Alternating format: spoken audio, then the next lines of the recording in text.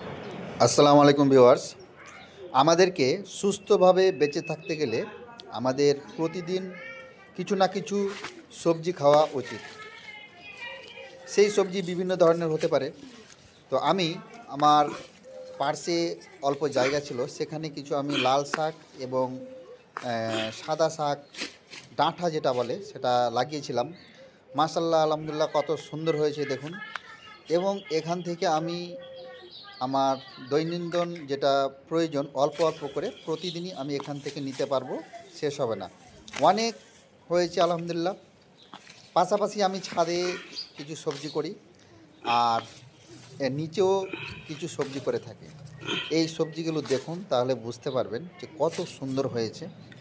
লাল যে শাকগুলো, এটা তো প্রচুর ভিটামিন এবং আয়রনের উৎস, হিমোগ্লোবিনের উৎস।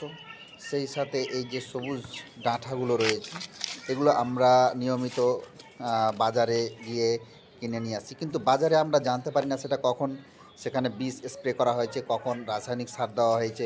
হয়তো আজকে বিষ স্প্রে করেছে, কালকে আবার বাজারে নিয়ে চলে গেল, সেটা আমরা নিয়ে এসে খাচ্ছি।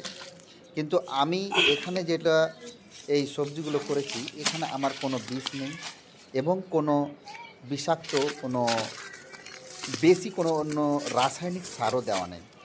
এটা প্রাকৃতিকভাবেই উৎপন্ন হয়েছে। বেশিরভাগই জৈব সার দেওয়া আছে এবং এই সারে কীটনাশক প্রয়োগ যেহেতু কম আছে, স্বাভাবিকভাবেই শরীরের ক্ষতি কম করবে এবং তুলনামূলক এর টেস্ট অনেক বেশি হবে। আপনার বাড়ির আশেপাশে যদি অল্প জায়গা থাকে, যেখানে যদি রোদ রোদ থাকে, তাহলে এই ধরনের আপনি বীজের দোকান থেকে কিছু ডাঁটা নিয়ে এসে ছড়িয়ে দিবেন। সেখানে যাতে কোনো অন্যান্য মোরগ বা ছাগল টাগল না যেতে পারে, তার জন্য বেড়া করে দিবেন।